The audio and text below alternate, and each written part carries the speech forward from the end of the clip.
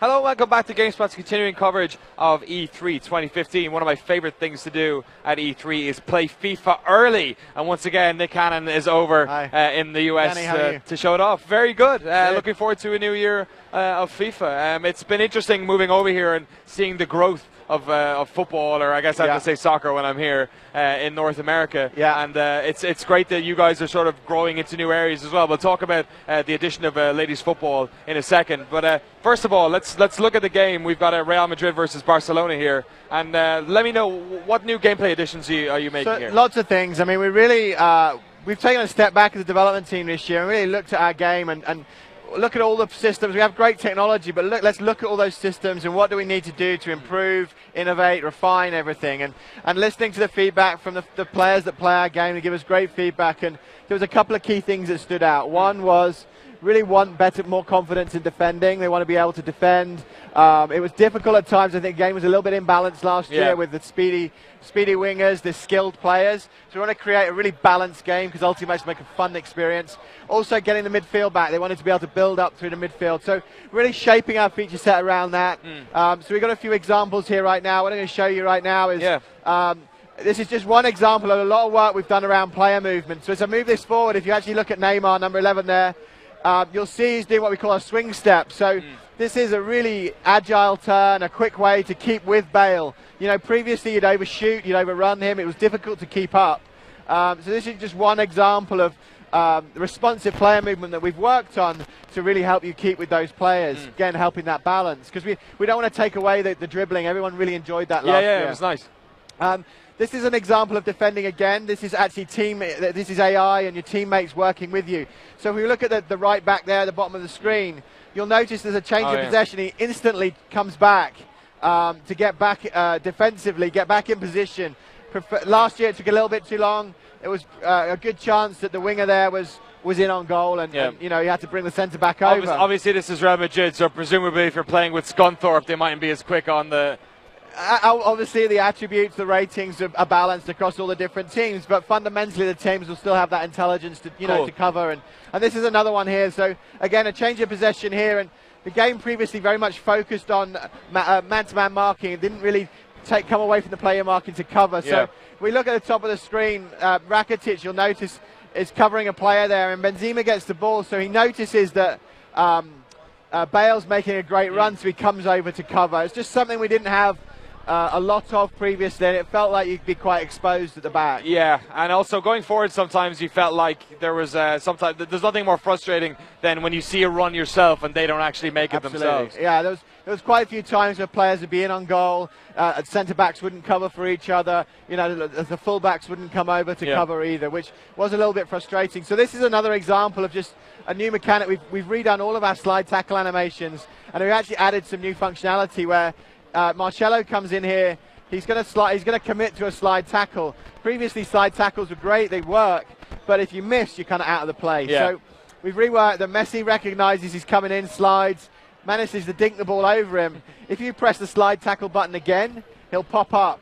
We branch out of that animation. So again, much more responsive, you can get back into the play. One of the things that you innovated on a couple of years ago was with the second defender press, and then it sort of, especially in 1v1 play, it ended up being problematic because you just had players like swarming the opposition. With that mechanic, with the slide tackle, is there a worry that you might have people using it too much, like diving in and even like faking a dive tackle to try and make somebody attack in a different way? Yeah, so it's a really good point. We actually have added fake tackles this year. So you actually have that, you know, again, with those one-on-one situations, you can kind of feint to try and, go for a tackle and then hold back. But I think it's a really good point, and I talked about balance. We want a really balanced game. So we're working, a team back in Vancouver is working really hard to make sure, we added these mechanics, but we're working around them, making sure there's, nothing too overpowering. So this is then sort of more focused now on the midfield. Again, this is a defensive thing, but we've really upped the intelligence around interception. So this is our interception logic. You can see the ball's going into Benzema here. PK's tight, but he takes a bit of a risk, but he actually goes and aggressively tries to intercept the ball and does it. Obviously, if he misses, it's a sort of risk-reward thing. But here's another example now with Rakitic again. He wants to aggressively get the ball, so he comes in and slides to actually get the interception. So this has really transformed the game. When you play the game, this is what's bringing that build-up play back into the midfield. because you can't blindly pass, you can't pop passes around without worrying about, getting the ball intercepted. This really has changed the feeling of the game. So you think maybe there was very much a feeling that when you had possession in FIFA 15 that you could it was almost up to you to try and score as opposed to the defense being able to stop you. Absolutely, absolutely. And again, it's a little bit more of a considered approach. People having to think, maybe having to vary their tactics, not just using speed as we did probably a little bit too much last year. This is an example here of actually that balance in the counter. So this is what we call passing with purpose. So Cruz here is going to ping a pass. This is right bumper with pass, and you can actually hit a pass more powerfully at higher speed. This allows you to get through gaps. As you can see here, Mascherano will react, but because there's more pace on the pass, he can't get there in time. Presumably that's a direct pass. It's not like a through pass. You Absolutely, have to, straight down. Absolutely. So you kind of have to pick that one close. Yeah, it gives you that opportunity to counter the interception. So again, adding to the balance. So this is a new mechanic. This is trying to get a few more moments of magic in here. Did a lot in dribbling last year, and we've added this mechanic, what we call no-touch dribbling, which means when you hold down left bumper, you don't actually touch the ball. Okay. So dribbling around with the left stick, you dribble as normal. But if you think about modern football and good players, they use body feints. Yes. They don't touch the ball. They like feint to go one way. So we've added that. So here's an example here. Normal Messi, dribbling from Messi. Then he fakes the pass. Hold down left bumper here. And as you'll see, he fakes to go one way, then the other, and then explodes out when you release it. That's interesting. One of my favorite parts of doing ice, I love holding in, shooting, then hitting pass to feint it. And one of the things you guys managed to do with the AI was actually have them react to that realistically. So presumably it takes a lot of work to do that here as well. It's actually easy, and it's one of the nice things. It gives you a bit more variety in attack, and you don't have to do skill moves. So we obviously still have skill moves in the game. We're adding some new ones, but it's just a new way to do it. It's probably a little bit easier to do than actually combinations around skill moves. So it's just another mechanic to break down a defender. Here's another example of it while sprinting here.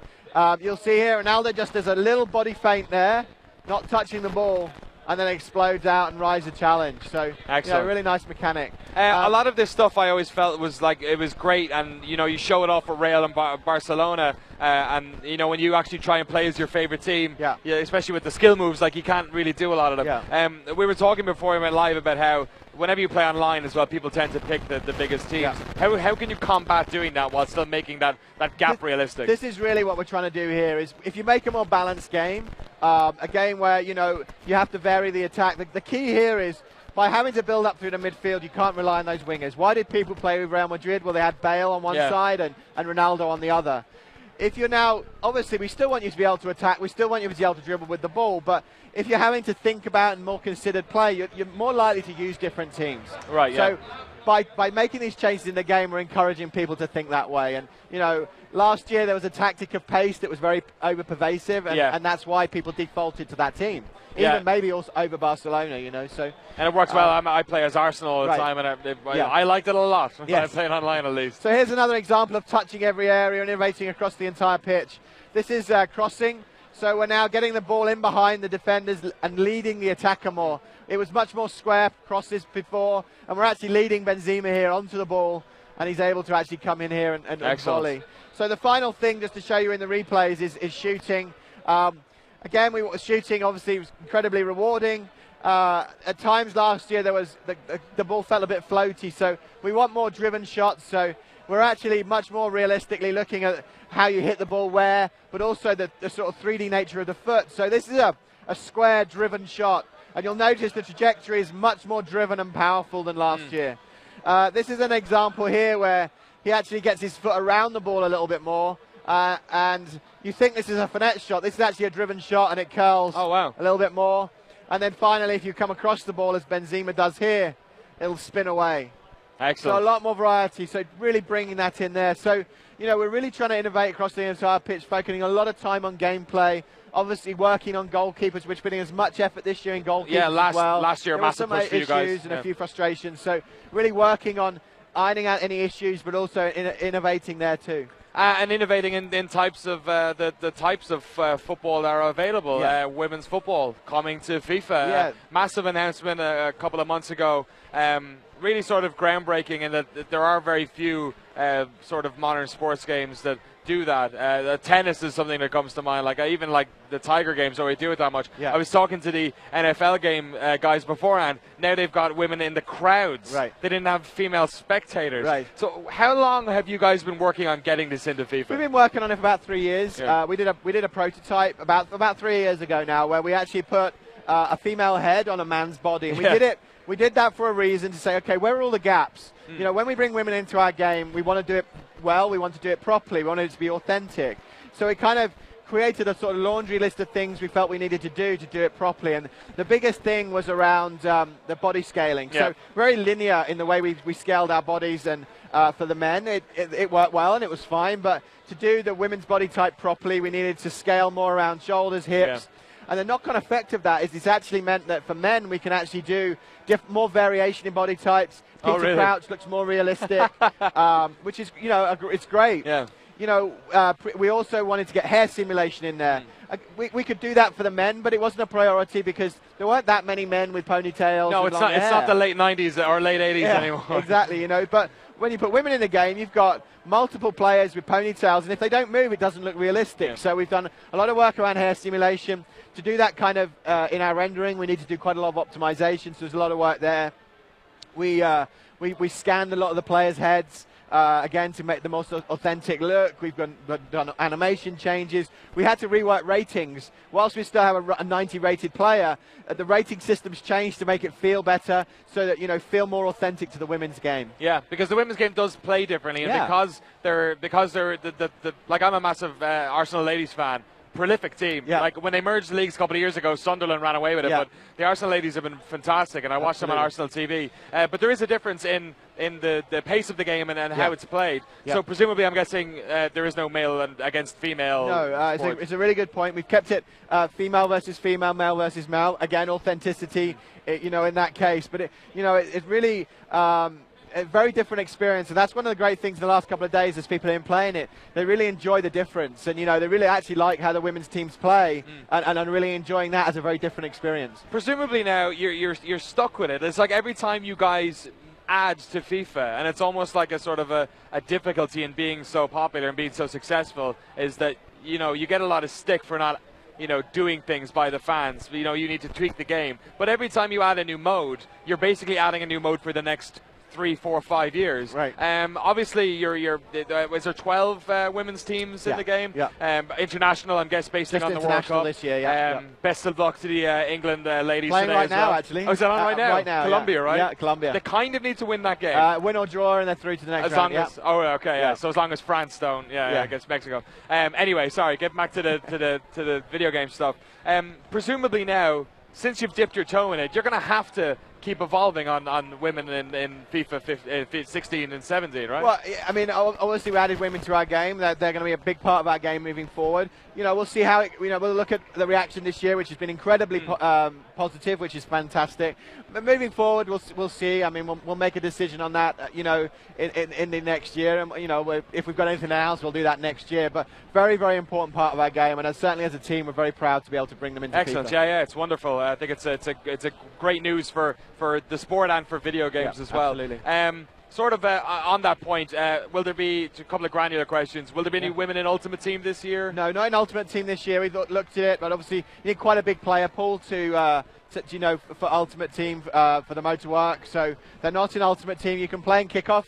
And you can also set up international tournament. Cool. And you can also play with your friends online. Online as well. Yeah. Excellent. And also just talking about in terms of the women in soccer, like what I felt, I say soccer actually, because when I moved over here a year and a half ago, I joined a league, and it was a co-ed league. Right. And I actually was kind of blown away by how big women's soccer is in the States specifically, because they seem to have a much better handle on it in terms of like college soccer. Like it keeps getting bigger and bigger. For you guys, not only in terms of women, but also in terms of the North American market, are you seeing like different people playing FIFA? Because forever, like growing up, I grew up playing like Sensible World of Soccer. You say that to somebody in North America, they don't have a clue. You say FIFA, apart from all the corruption stuff, they know what you're talking about. Do you feel like the soccer video games are becoming international finally? Definitely. I mean, I think that, you know, it's been really exciting to see the growth in North America. I mean, you talk about the women's game, and, you know, I live in Canada. Obviously, we make the game in Vancouver, and, you know, you look at the growth of grassroots football, both for men and women, but specifically girls football. I mean, both. I have 2 daughters. They both play, you know, girls football, and they must be delighted to know it's coming. You know, it's the coolest thing for them. They're very excited, but to see just the quality of football being played, the coaching is phenomenal. It really is, and you know, it's really nice to help. You know, at the end of the day, one of the most authentic game there is. The growth of the women's game in the last 5 or 6 years, the quality of the football at the World Cup's been phenomenal. Incredibly exciting games, but you know, to see football grow in general, I think, you know, it's really exploded in the last few years. We're seeing, you know, growth of our game. We're seeing, you know, people enjoying football because they're seeing the players that they know now through playing FIFA. We're seeing, obviously, football is on every weekend now through NBC, and I think that was a real tipping point as we moved from the World Cup. People saw it every 4 years. Now they're seeing it every weekend. We actually get more football in Canada and in the US than we do at home in England, because we can't see live games at 3 o'clock on a Saturday. Yeah, totally. And we can. And we get every single game. It's fantastic. Yeah, but it just means you have to get up at ungodly hours. I know the Champions League final and the FA Cup final were definitely a lot of work. A 4 in the morning start with a loss is not good. Yeah, between the Premier League and F1, I'm really in trouble. My last question, actually, to that point, I'd be wrong for me not to say it because a bunch of people are asking, are you treating the MLS, are you getting like a bunch more MLS stadiums in this year? Because obviously, like, you play the Premier League, it's great. All the stadiums are there now. What about MLS? You give it a little bit more treatment there? We're not really we don't go into details about any licensing changes or things that we're adding. I will say, though, it'd be hard for me not to ignore the fact I think we teased something in our trailer yesterday. I think there was an MLS stadium in there that we haven't announced, but I think most people can guess now which one that is. Awesome. But yeah, there's obviously a new MLS stadium, which is great. Beyond that, we'll announce things later on. Awesome. Nick Cannon, pleasure as ever. It's great to see you again, Danny. Thank you very much. Great to talk to you. Looking forward to FIFA 16. Actually, when is it out? End of September. Great, just around the corner. Just when the league is kicking off again. Arsenal are going to win the Premier League next year. I can feel it. Thanks very much for watching us on GameSpot.com, on the YouTube E3 Hub, and of course on Hitbox. We'll be back in just a minute.